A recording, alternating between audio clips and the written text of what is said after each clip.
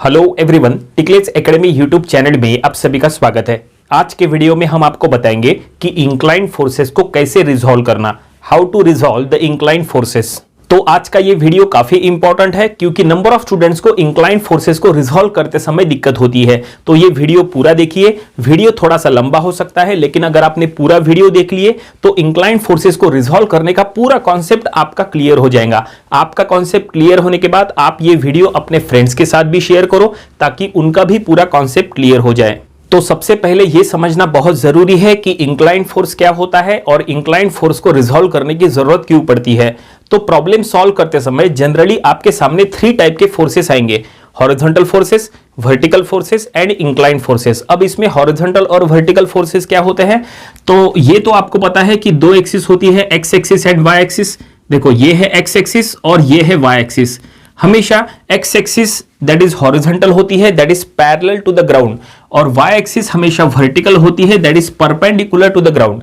X axis आड़ी होती है तो वाई एक्सिस खड़ी होती है, ठीक है। और हॉरिजॉन्टल वर्टिकल फोर्सेस की अगर बात करें तो जो फोर्सेस एक्स एक्सिस के अलाउंग होते हैं वो फोर्सेस हॉरिजॉन्टल फोर्सेस कहलाते हैं, और जो फोर्सेस वाई एक्सिस के अलाउंग होते हैं वो फोर्सेस वर्टिकल फोर्सेस कहलाते हैं।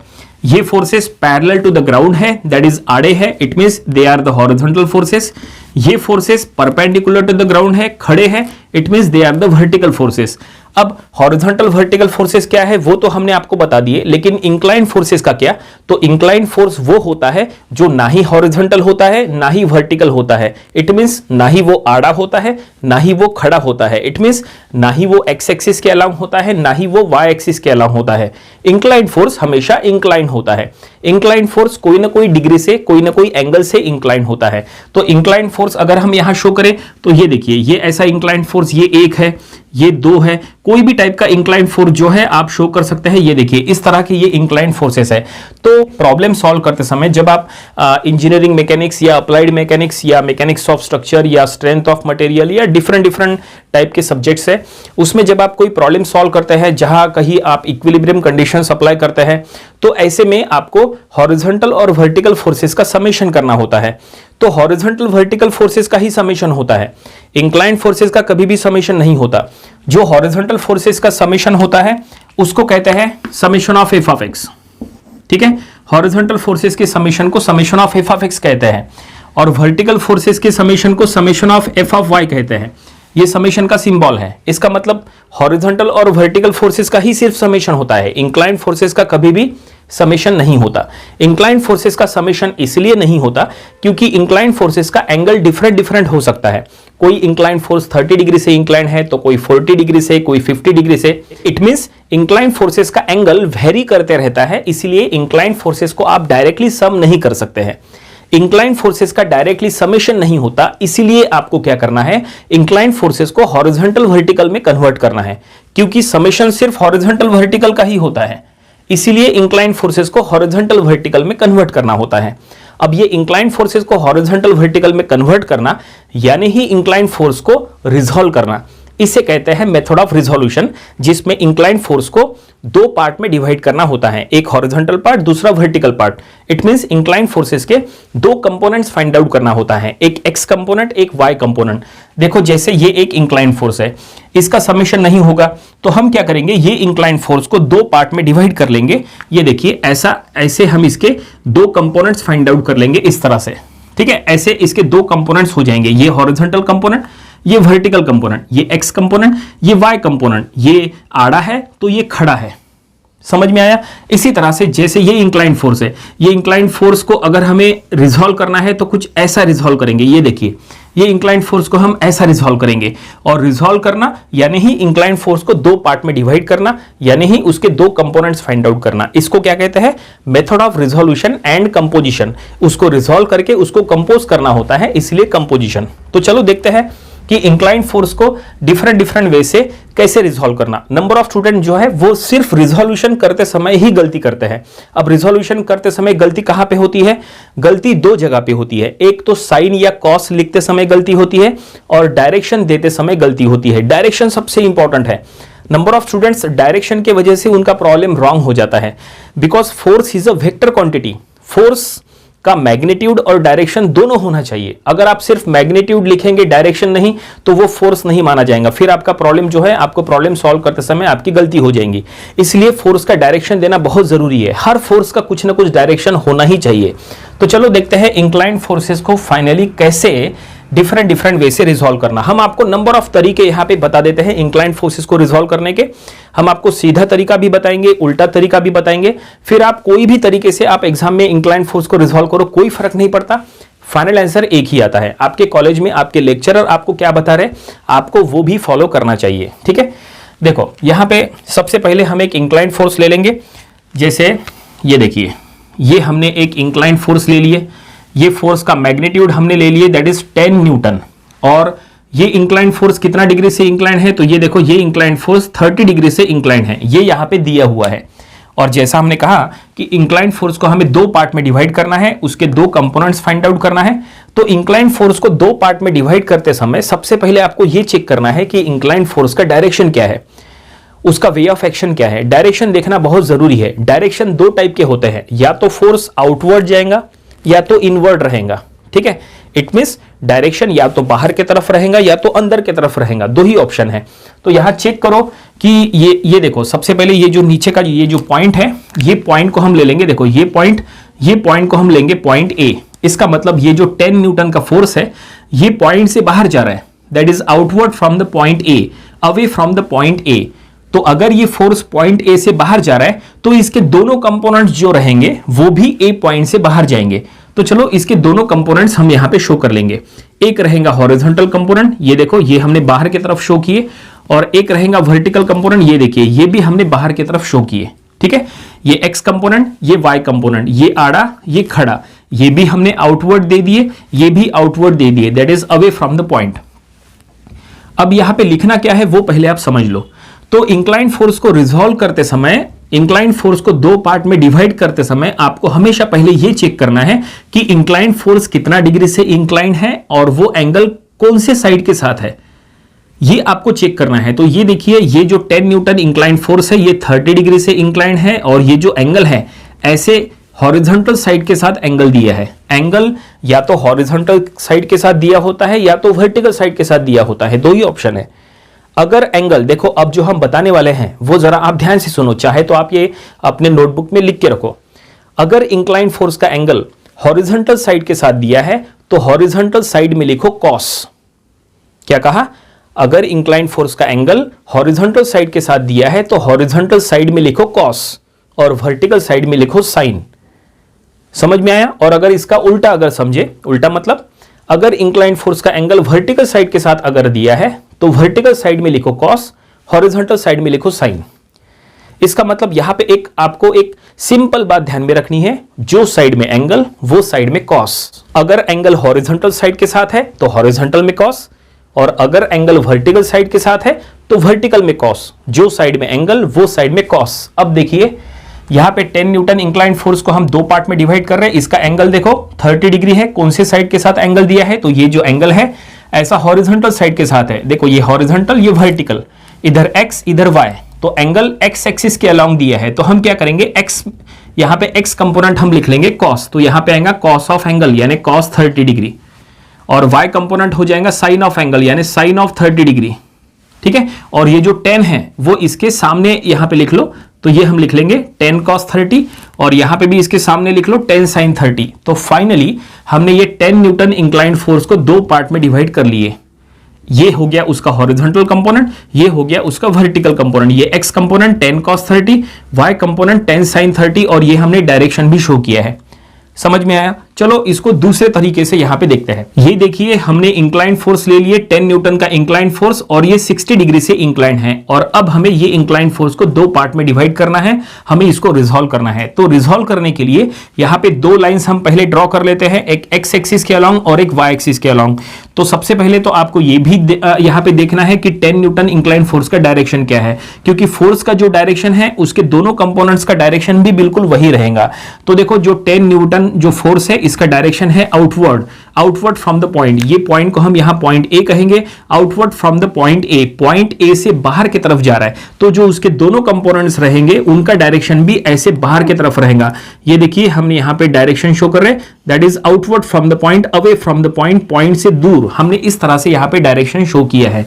और अब हमें साइन और कॉस यहां पे लिखना है, लेकिन लिखते समय आपको ये चेक करना है, जैसा हमने यहां पे चेक किए थे कि इंक्लाइंड फोर्स का एंगल कौन से साइड के साथ दिया है, और हमने क्या बताए थे आपको, जो साइड में एंगल वो साइड में कॉस, ये दिमाग में फिट करो। तो यहां पे हमें इंक्लाइंड फोर्स को दो पार्ट में डिवाइड करना है, एंगल चेक करो, तो ये फोर्स 60 डिग्री से इंक्लाइंड है, और इस बार ये जो एंगल है वो ऐसा वर्टिकल साइड के साथ दिया है।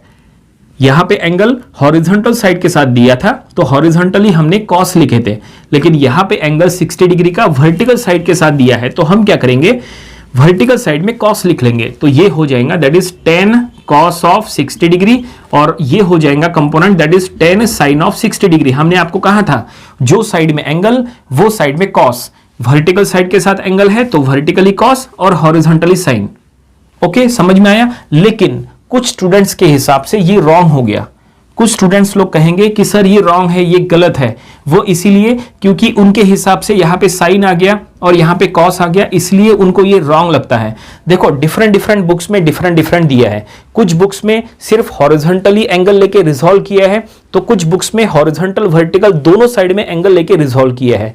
इसका क्या मतलब है, देखो यहां जरा ध्यान से देखो, यहां पे हमने क्या किए, ये दो एग्जाम्पल आपके सामने सॉल्व किए हैं। ये एग्जाम्पल में हॉरिजॉन्टली कॉस आया, वर्टिकली साइन आया, तो स्टूडेंट्स के हिसाब से ये सही है, क्योंकि उन्होंने अपने दिमाग में फिट किया है कि हमेशा हॉरिजॉन्टली कॉस लेना है, इसलिए उनके हिसाब से ये सही है। लेकिन कुछ स्टूडेंट्स के हिसाब से ये इसलिए रॉन्ग है क्योंकि यहां देखो हॉरिजॉन्टली हमने साइन लिए, वर्टिकली हमने कॉस लिए, उनके हिसाब से ये इसलिए रॉन्ग आया क्योंकि हॉरिजॉन्टली साइन नहीं आता, हॉरिजॉन्टली हमेशा कॉस आता है, उन्होंने ऐसा अपने दिमाग में फिट किया है, इसलिए उनके हिसाब से ये रॉन्ग है।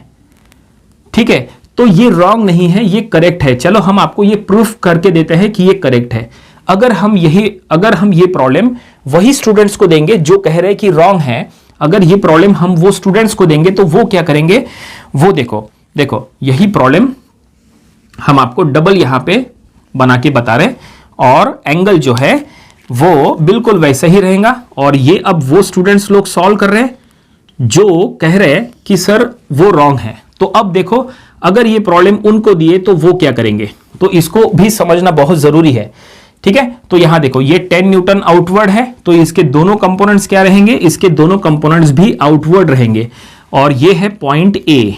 ठीक है, ये हमने सॉल्व किए, ये हमने अपने टेक्निक से सॉल्व किए। हमारी टेक्निक क्या है, जो साइड में एंगल वो साइड में कॉस, वो टेक्निक से हमने ये सॉल्व किए। हमारे हिसाब से ये करेक्ट है, लेकिन कुछ स्टूडेंट्स के हिसाब से ये रॉन्ग है। लेकिन अगर यही प्रॉब्लम अगर हम वो स्टूडेंट्स को देंगे जो लोग कह रहे हैं कि ये रॉन्ग है, तो वो इसको कैसे सॉल्व करेंगे, जरा आप ध्यान से देखो। तो वो स्टूडेंट्स क्या करेंगे, ये देखो इंक्लाइंड फोर्स को ऐसे दो पार्ट में रिजॉल्व करने के लिए इनका डायरेक्शन आउटवर्ड दे देंगे। ओके, अब वो क्या करेंगे, उनको पता है कि उनको यहां पे कॉस लिखना है और उनको यहां पे साइन लिखना है, उनको ये पता है, उन्होंने अपने दिमाग में फिट किया है कि हमें हमेशा हॉरिजॉन्टल में कॉस लेना है और वर्टिकल में साइन लेना है। लेकिन उनको ये भी पता है कि हॉरिजॉन्टली कॉस तब तक लिख नहीं सकते जब तक हॉरिजॉन्टल का एंगल नहीं पता चलता। क्या कहा, उनको ये बात अच्छे से पता है कि हॉरिजॉन्टली कॉस तब तक लिख नहीं सकते जब तक हॉरिजॉन्टल का एंगल पता नहीं चलता। तो हॉरिजॉन्टल का एंगल यहां पे पता ही नहीं, यहां पे जो एंगल दिया है 60 डिग्री वो वर्टिकल साइड के साथ दिया है, तो वो क्या करेंगे, वो 60 का यूज करके इसको रिजॉल्व नहीं करेंगे, वो ये 60 डिग्री का एंगल यूज करके ये फोर्स को रिजॉल्व नहीं करेंगे। वो क्या करेंगे, हॉरिजॉन्टली कॉस लिखने के लिए हॉरिजॉन्टल साइड के साथ जो भी एंगल होता है वो पहले फाइंड आउट करेंगे। तो हॉरिजॉन्टल का एंगल क्या होगा, हॉरिजॉन्टल का एंगल हो जाएगा 30 डिग्री, क्योंकि ये देखो ये वर्टिकल हॉरिजॉन्टल में यहां 90 डिग्री का एंगल है, तो वो क्या करेंगे 90 में से 60 को सब्सट्रैक्ट करेंगे, 90 माइनस 60 करेंगे तो ये आ जाएगा 30 डिग्री। अब उन्होंने क्या किए, अब उन्होंने हॉरिजॉन्टल साइड के साथ एंगल फाइंड आउट किए हैं, हॉरिजॉन्टल साइड के साथ 30 डिग्री का एंगल फाइंड आउट किए, और अब वो ये एंगल का यूज करके इसको रिजॉल्व करेंगे। वो 60 डिग्री का एंगल यूज नहीं करेंगे, वो 30 डिग्री का एंगल यूज करेंगे। हॉरिजॉन्टली 30 डिग्री है, तो अब वो यहां पे लिख लेंगे 10 cos ऑफ 30 डिग्री और यहां लिख लेंगे 10 sin ऑफ 30 डिग्री। वो ऐसा करेंगे। तो कुछ स्टूडेंट्स के हिसाब से ये रॉन्ग है, ये करेक्ट है। अगर आप हमसे पूछे तो हमें ये भी करेक्ट लगता है, ये भी करेक्ट लगता है, ये दोनों करेक्ट है, क्योंकि ये दोनों में वही रूल का यूज किया है, जो साइड में एंगल वो साइड में कॉस।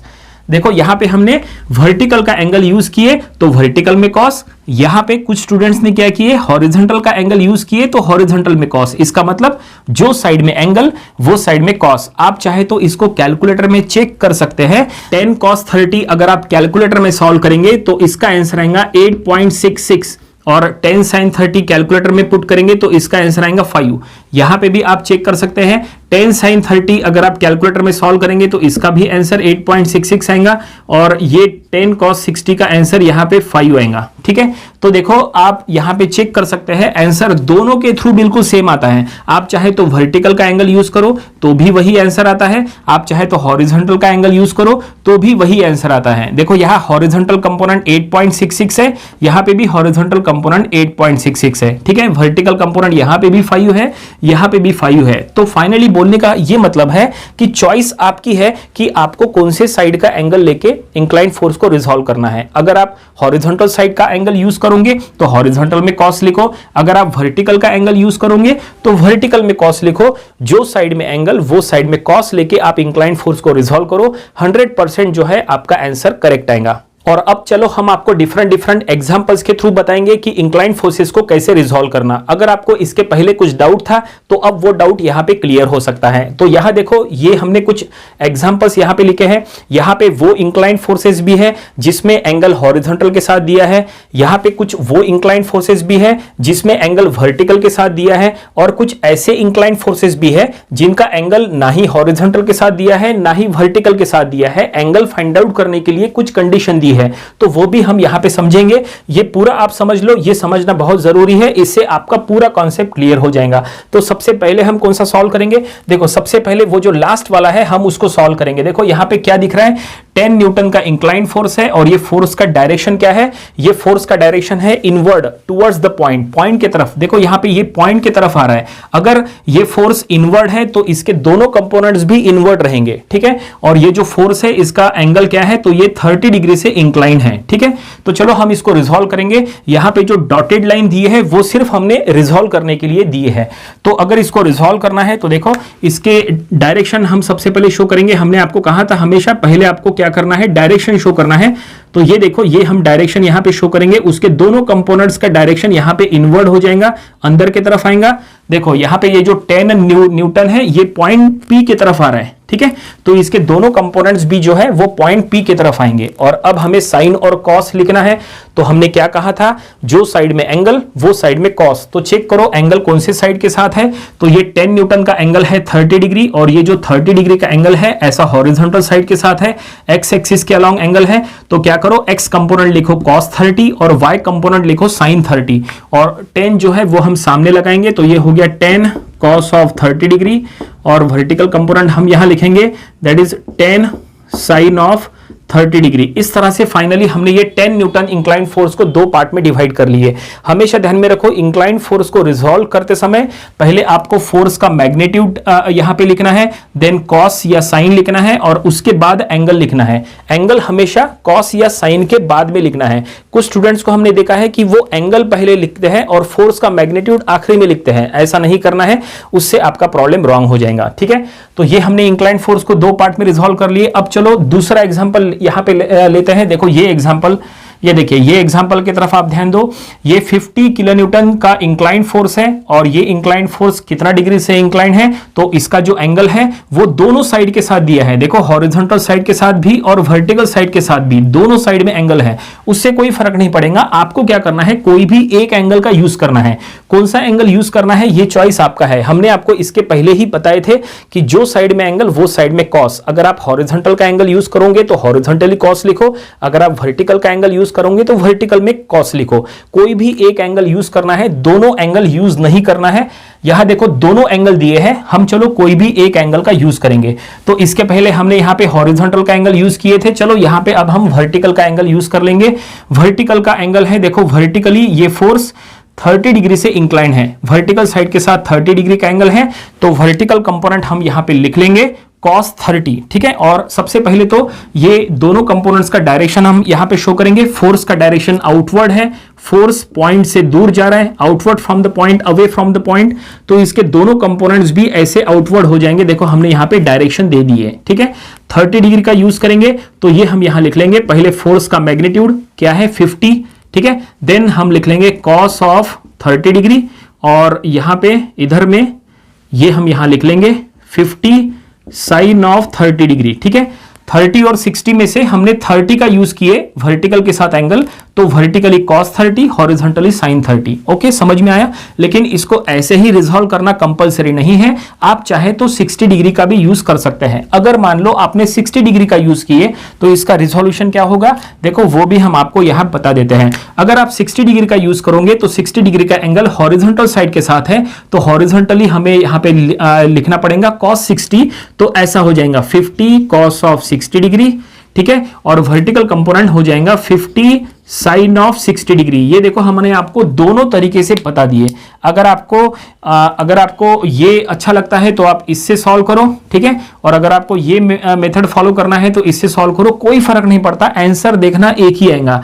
कैलकुलेटर में दोनों का आंसर एक ही आता है, ठीक है। हमने आपको दोनों तरह से इसलिए बताया क्योंकि आपका कॉन्सेप्ट क्लियर होना चाहिए। नंबर ऑफ स्टूडेंट्स सिर्फ इसी के वजह से गलती करते हैं और उनका कॉन्सेप्ट क्लियर नहीं होता और फिर वो कंफ्यूजन बढ़ते जाता है और फिर वो एग्जाम में भी रॉन्ग करते हैं। लेकिन ऐसा नहीं होना चाहिए, आपका ये कॉन्सेप्ट आप क्लियर रखो। चलो 2 एग्जांपल हो गए, तीसरे एग्जांपल की तरफ चलते हैं। देखो ये एग्जांपल की तरफ आप ध्यान दो। अब देखो यहाँ पे हमें ये 15 न्यूटन इंक्लाइंड फोर्स को रिजॉल्व करना है। रिजॉल्व करने के लिए यहाँ पे हमने 2 डॉटेड लाइन बना के रखे हैं, हमें यहाँ पे रिजोल्यूशन शो करना है। सबसे पहले 15 का डायरेक्शन चेक करो, तो ये जो 15 न्यूटन है ये पॉइंट बी से दूर जा रहा है, outward from the point B, away from the point B. Point B से अगर दूर जा रहा है तो उसके दोनों कंपोनेंट्स भी आउटवर्ड हो जाएंगे, away from the point B.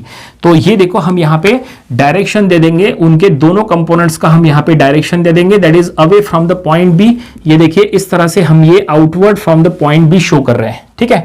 और अब हमें साइन और कॉस यहां पे लिखना है, लेकिन इंक्लाइंड फोर्स को रिजॉल्व करते समय आपको एंगल पता होना चाहिए। यहां देखो ये 15 को यहां पे रिजॉल्व करते समय कोई भी टाइप का यहां पे एंगल दिया हुआ नहीं है, तो हमें एंगल फाइंड आउट करना पड़ेगा। यहां पे एंगल फाइंड आउट करने के लिए ये 40 डिग्री का हम यूज करने वाले हैं। तो एंगल कौन से साइड के साथ फाइंड आउट करना है ये चॉइस आपका है।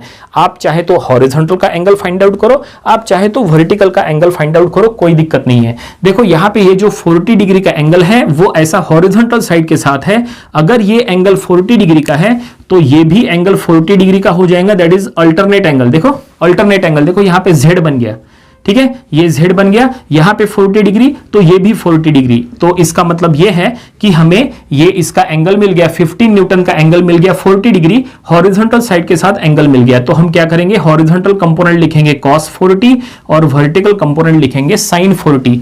तो ये हम यहां लिख लेंगे 15 cos ऑफ 40 डिग्री और ये हो जाएगा 15 sin ऑफ 40 डिग्री। इस तरह से फाइनली हमने ये 15 न्यूटन को 2 पार्ट में डिवाइड कर लिए।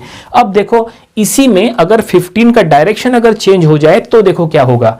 देखो 15 का डायरेक्शन अभी क्या था, आउटवर्ड था। अगर हम इसको अगर इनवर्ड लेंगे तो उसका एग्जांपल ये है। देखो सेम टू सेम प्रॉब्लम है, ठीक है, ये बिल्कुल यहां पे सेम टू सेम है, ये भी देखो ये बिल्कुल सेम टू सेम है। यहां पे भी हम आपको अलग तरह से बताएंगे, पहले इसको समझ लो। देखो यहां पे आउटवर्ड है, ठीक है, हमने इसको यहां पे इनवर्ड किया है, इसका अपोजिट है, ठीक है। अब ऐसे में इसको कैसे रिजॉल्व करेंगे, देखो बिल्कुल सिंपल टेक्निक है। आपको पॉइंट बी पे अगर रिजोल्यूशन शो करना है तो यहां पे हमने डॉटेड लाइन बना के रख लिया है। पॉइंट बी पे रिजोल्यूशन शो करने के लिए चेक करो 15 न्यूटन का डायरेक्शन क्या है। तो 15 न्यूटन पॉइंट बी की तरफ जा रहा है, टुवर्ड्स द पॉइंट बी की तरफ, ठीक है। इसका मतलब इसका डायरेक्शन इनवर्ड है, अंदर के तरफ। तो इसके दोनों कंपोनेंट्स का डायरेक्शन भी अंदर की तरफ होगा, that is inward towards the point के तरफ, ठीक है। तो यहां देखो हम यहां पे डायरेक्शन शो कर लेंगे अंदर के तरफ, टुवर्ड्स द पॉइंट की तरफ। ये देखो ये इस तरह से, डायरेक्शन में गलती नहीं होनी चाहिए, डायरेक्शन ही सबसे इंपॉर्टेंट है।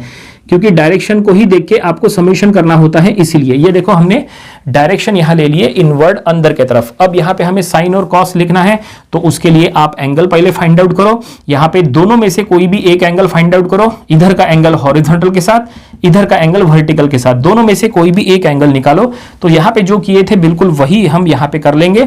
देखो ये 40 डिग्री का एंगल दिया है हॉरिजॉन्टल साइड के साथ, ठीक है, एक्स एक्सिस के अलोंग, तो इसका अल्टरनेट एंगल हमें यहां मिल जाएगा। देखो ये हमने अल्टरनेट एंगल निकाल लिए 40 डिग्री अल्टरनेट एंगल, ठीक है, क्योंकि ये 40 है तो ये 40, देखो z यहां पे बन रहा है, ठीक है, जो हमने यहां किए थे वही यहां पे है, ठीक है। तो इस तरह से अब आप ये 40 डिग्री का यूज करके इसको रिजॉल्व कर सकते हैं, ठीक है। जैसा हमने यहां रिजॉल्व किए थे वैसे ही हम यहां रिजॉल्व कर सकते हैं। लेकिन अगर आपको 40 का यूज नहीं करना है, मान लो ये 40 का यूज नहीं करना है, तो कोई दिक्कत नहीं है। आप इधर का एंगल फाइंड आउट कर लो, आप वर्टिकल का एंगल फाइंड आउट कर लो। ये एंगल हॉरिजॉन्टल के साथ था, तो यहां पे एंगल आपको वर्टिकल के साथ मिल जाएगा। और अगर आपको ये एंगल फाइंड आउट करना है तो ये एंगल हो जाएगा 50 डिग्री, ठीक है, क्योंकि ये हॉरिजॉन्टल वर्टिकल में एंगल है 90 डिग्री का। तो 90 में से 40 को सब्सट्रैक्ट करो तो ये आ जाएगा 50 डिग्री, दैट इज 40 प्लस 50 90। इस तरह से अब आपके सामने दो एंगल है, आप दोनों में से किसी का भी यूज कर सकते हैं, कोई दिक्कत नहीं है। अगर आपको 40 का यूज करना है, देखो हम आपको दोनों तरह से यहां बता रहे हैं। अगर आपको 40 का यूज करना है तो हॉरिजॉन्टली हम लिख लेंगे 15 cos ऑफ 40 और वर्टिकल में हो जाएगा 15 sin ऑफ 40 डिग्री, ठीक है, इस तरह से, ठीक है। अगर आप 40 का यूज कर लेंगे तो ऐसा हॉरिजॉन्टली एंगल है 40, तो हॉरिजॉन्टली cos 40, वर्टिकली sin 40। लेकिन अगर आपको 40 का यूज नहीं करना है, मान लो अगर आपको 50 का यूज करना है, तो 50 जो एंगल है वो ऐसा वर्टिकल साइड के साथ है, ऐसे खड़े साइड के साथ एंगल है, y एक्सिस के अलाउंग एंगल है। तो हम क्या करेंगे, उसका vertical component y component cos लिख लेंगे। तो ये हो जाएगा 15 cos ऑफ 50 डिग्री और ये हो जाएगा 15 sin ऑफ 50 डिग्री। ये देखो हमने आपको दोनों तरह से बता दिए। कौन से वे से सॉल्व करना है ये चॉइस आपका है, आंसर दोनों के थ्रू एक ही आएगा, ठीक है। तो हमेशा ध्यान में रखो, जब कभी भी आपके सामने दो एंगल हो तो दोनों में से कोई भी एक एंगल आपको यूज करना है। जो एंगल आप यूज करोगे, जो साइड के साथ वो एंगल रहेगा, वो साइड का कंपोनेंट cos, जहां एंगल वहां cos। ये हम आपको बार बार इसलिए बता रहे ताकि आपके दिमाग में ये फिट हो जाए, जो साइड में एंगल वो साइड में cos। तो चलो अब हमने यहां तक सॉल्व कर लिए। अब देखो यही एग्जांपल को हमने यहां लिया है, देखो बिल्कुल सेम टू सेम है। अब देखो यहां पे हम अलग तरह से रिजॉल्व करा के बताएंगे, यहां डिफरेंट रहेगा। यहां पे जो साइड में डॉटेड लाइन थी हमने वो साइड में रिजॉल्व किए थे, लेकिन अब देखो अब हम इसके अपोजिट साइड में रिजॉल्व करेंगे। ये भी आपको समझना जरूरी है। देखो ये भी 15, ये भी 15, ये भी direction towards the point B था, ये भी direction towards the point B है, ठीक है। लेकिन अब देखो रिजोल्यूशन उल्टा, रिजोल्यूशन अलग। कैसे करेंगे, देखो हम यहां पे बी पॉइंट पे रिजॉल्व नहीं करेंगे, हम ये पॉइंट पे रिजॉल्व करेंगे। इसके पहले हमने यहां बी पॉइंट पे रिजॉल्व किए थे, देखो। लेकिन अब हम बी पॉइंट पे रिजॉल्व नहीं करेंगे, अब हम ये पॉइंट पे रिजॉल्व करने वाले हैं। तो ये पॉइंट का नाम कुछ दे दो, चलो यहां पे हम ये पॉइंट का नाम दे देंगे पॉइंट सी। और हमें ये पॉइंट पे रिजॉल्व करना है, तो यहां पे हम हॉरिजॉन्टल वर्टिकल लाइन ड्रॉ कर लेंगे। तो देखो यहां हमने हॉरिजॉन्टल लाइन बना दिए और यहां पे हमने वर्टिकल लाइन बना दिए। अब हमें ये सी पॉइंट पे रिजॉल्व करना है, बी पॉइंट पे रिजॉल्व नहीं करेंगे, हम सी पॉइंट पे रिजॉल्व करेंगे। तो चलो रिजॉल्व करना स्टार्ट करते हैं। तो सबसे पहले आपको क्या चेक करना है, डायरेक्शन चेक करना है। अब आप यहां पे ध्यान दो, नंबर ऑफ स्टूडेंट जो है इसमें गलती कर सकते हैं, यहां पे उनको कंफ्यूजन हो सकता है समझने में, लेकिन कंफ्यूज होने की जरूरत नहीं है। आपको डायरेक्शन की तरफ आपको ध्यान देना है। 15 न्यूटन का जो डायरेक्शन है सी पॉइंट के अकॉर्डिंग, आपको सी पॉइंट के अकॉर्डिंग चेक करना है, बी पॉइंट के अकॉर्डिंग नहीं। आप बी पॉइंट पे रिजॉल्व नहीं कर रहे, आप सी पॉइंट पे रिजॉल्व कर रहे हैं। तो जो पॉइंट पे आप रिजॉल्व कर रहे हैं वो पॉइंट से 15 आउटवर्ड है, outward from the point C, away from the point C, point C से दूर जा रहा है फोर्स, ठीक है। तो इसके दोनों कंपोनेंट्स भी पॉइंट सी से दूर जाएंगे, ठीक है। तो ये देखो ये दोनों कंपोनेंट्स हम पॉइंट सी से ऐसा दूर ले लेंगे, away from the point C, outward from the point C, क्योंकि 15 भी आउटवर्ड है, पॉइंट सी से दूर जा रहा है, तो ये दोनों उसके कंपोनेंट्स भी पॉइंट सी से दूर जाएंगे इस तरह से, ठीक है। अब ये तो हमने लिख लिए, अब साइन और कॉस आपको लिखना है, तो ये काफी आसान है। देखो 15 न्यूटन का एंगल यहां पे दिया है, 40 डिग्री का एंगल है और ये एंगल ऐसा हॉरिजॉन्टल साइड के साथ है, तो हॉरिजॉन्टल कंपोनेंट लिखो कॉस, तो हम लिख लेंगे 15 cos ऑफ 40 डिग्री और वर्टिकल कंपोनेंट हम लिख लेंगे साइन, 15 साइन ऑफ क्या हो जाएगा 40 डिग्री। इस तरह से हमने ये इसको रिजॉल्व कर लिए, हमने सी पॉइंट पे रिजॉल्व किए। इसके पहले जब हमने बी पॉइंट पे रिजॉल्व किए थे, देखो इसके पहले जब हमने बी पॉइंट पे रिजॉल्व किए थे 40 का यूज करके, तो ये हमें मिला था 15 cos ऑफ 40 और ये मिला था 15 sin ऑफ 40। अब वही हमने सी पॉइंट पे रिजॉल्व किए हैं 40 का यूज करके फिर से, तो देखो यहां पे भी 15 cos ऑफ 40 है जो राइट साइड जा रहा है, यहां पे भी राइट साइड जा रहा था, यहां पे भी राइट साइड जा रहा है, यहां पे 15 sin 40 ऊपर जा रहा था, यहां पे भी 15 sin 40 ऊपर जा रहा है। ठीक है, इसका मतलब यह है कि आप बी पॉइंट पे रिजॉल्व करो या आप सी पॉइंट पे रिजॉल्व करो, आप ऐसे रिजोल्यूशन शो करो या ऐसे रिजोल्यूशन शो करो, कोई फर्क नहीं पड़ता, फोर्स का डायरेक्शन बिल्कुल वही आता है, आंसर 100% वही आएगा। तो ये आपका कॉन्सेप्ट क्लियर होना चाहिए। चलो अब और दो एग्जांपल आपके सामने रखते हैं। ये देखो, ये दो एग्जांपल आपके सामने हैं, ये दोनों के दोनों देखो बिल्कुल सेम टू सेम है। ठीक है, ये दोनों पहले हम इसको सॉल्व करेंगे और फिर इसको सॉल्व करेंगे। ये दोनों इसलिए सेम है, हम एक काम करेंगे, पहले हम इसको सीधी तरह से रिजॉल्व करेंगे, फिर हम इसी को उल्टे तरह से यहां से रिजॉल्व करा के बता रहे हैं। ठीक है, ये हो गया सीधा तरीका, ये हो गया उल्टा तरीका। कौन से तरह से रिजॉल्व करना है ये चॉइस आपकी है। चलो यहां पे पहले हम आपको सीधी तरह से रिजॉल्व करके बताएंगे। तो ए पॉइंट पे रिजोल्यूशन शो अगर करना है, देखो ए पॉइंट पे डायरेक्शन चेक करो, 25 न्यूटन पॉइंट ए के तरफ जा रहा है, 25 न्यूटन पॉइंट ए के तरफ जा रहा है टुवर्ड्स द पॉइंट ए। तो इसके दोनों कंपोनेंट्स भी पॉइंट ए के तरफ जाएंगे। ठीक है, तो ये देखो यहां पे हम शो करेंगे इस तरह से। ये देखो, अगर आपको इसके पहले इसमें अगर डाउट था तो यहां पे अब वो जो भी डाउट है वो क्लियर हो सकता है। देखो 25 न्यूटन पॉइंट ए के तरफ जा रहा है, तो इसके दोनों कंपोनेंट्स भी पॉइंट ए के तरफ जा रहे हैं, टुवर्ड्स द पॉइंट ए। अब हमें इसको रिजॉल्व करना है ए पॉइंट पे, तो हमें एंगल चाहिए, या तो आप हॉरिजॉन्टल का एंगल फाइंड आउट करो या तो वर्टिकल का एंगल फाइंड आउट करो। चलो इस बार हम यहां वर्टिकल का एंगल फाइंड आउट कर लेते हैं। वो इसीलिए क्योंकि यहां पे देखो 30 डिग्री का एंगल दिया है, ये 30 डिग्री का एंगल भी वर्टिकल साइड के साथ है। अगर ये एंगल 30 डिग्री है तो इसका अल्टरनेट एंगल ये 30 डिग्री हो जाएगा। देखो अल्टरनेट एंगल, ये 30 तो ये 30, दैट इज अल्टरनेट एंगल। तो ऐसे में ये 30 डिग्री का एंगल वर्टिकल साइड के साथ हो गया। ठीक है, ये वाई एक्सिस, ये एक्स एक्सिस, ये वर्टिकल, ये हॉरिजॉन्टल, तो एंगल कौन से साइड के साथ हो गया? वर्टिकल साइड के साथ हो गया। तो वर्टिकल कंपोनेंट हो जाएगा cos 30 और हॉरिजॉन्टल कंपोनेंट हो जाएगा sin 30। तो ये हम यहां लिख लेंगे 25 cos ऑफ 30 डिग्री और ये हम यहां लिख लेंगे 25 sin ऑफ 30 डिग्री। इस तरह से फाइनली हमने ये 25 न्यूटन इंक्लाइन फोर्स को दो पार्ट में रिजॉल्व कर लिए, उसके दो कंपोनेंट्स फाइंड आउट कर लिए। अब चलो इसी एग्जांपल को हम यहां ले रहे हैं और अब हम यहां पे उल्टे तरह से रिजॉल्व करेंगे। उल्टे तरह से कैसे यहां पे रिजॉल्व करेंगे? देखो हमने इसके पहले यहां ए पॉइंट पे रिजॉल्व किए थे, अब हम यहां ए पॉइंट पे नहीं, अब हम ये पॉइंट पे रिजॉल्व करेंगे। देखो ये दूसरे पॉइंट पे, तो ये जो पॉइंट है, मान लो ये पॉइंट हम यहां पे पॉइंट हम इसको कहेंगे पॉइंट डी। हमें ये पॉइंट पे रिजॉल्व करना है, तो जो पॉइंट पे आपको रिजॉल्व करना है वहां पे सबसे पहले आप हॉरिजॉन्टल वर्टिकल लाइन ड्रॉ करो। तो चलो हम ये ड्रॉ कर लेते हैं, डी पॉइंट पे हॉरिजॉन्टल वर्टिकल लाइन। तो ये हमने बना दिए हॉरिजॉन्टल लाइन, ये हमने बना दिए वर्टिकल लाइन। देखो इस तरह से। ठीक है, हमें डी पॉइंट पे रिजॉल्व करना है, ए पॉइंट पे तो हमने रिजॉल्व कर लिए। अब देखो डी पॉइंट पे कैसे रिजॉल्व होता है, डायरेक्शन चेक करो। तो 25 न्यूटन, देखो 25 न्यूटन डी पॉइंट से बाहर जा रहा है, outward from the point D, away from the point D.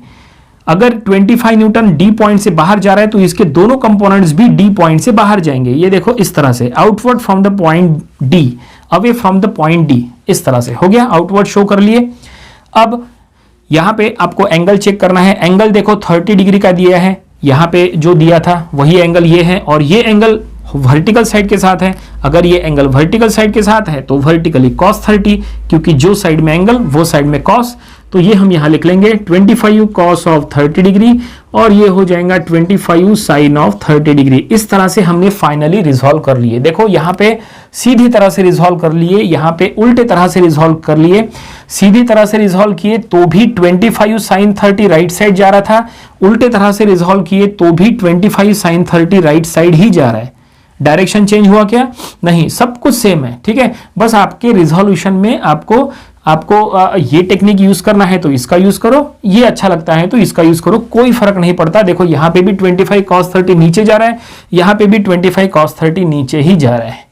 समझ में आ गया? तो इतने सारे एग्जाम्पल हमने आपको यहां बता दिए, सीधे तरह से भी रिजॉल्व करके बता दिए, और उल्टे तरह से भी आपको रिजॉल्व करके बता दिए। उम्मीद करते हैं कि ये रिजोल्यूशन आपको यहां तक समझ में आया होगा। लेकिन यहां पे और 2 एग्जांपल्स है, ये देखो ये 2 एग्जांपल्स और है, लेकिन यहां पे अगर आप प्रॉपरली चेक करेंगे कोई भी इंक्लाइन फोर्स का एंगल नहीं दिया है।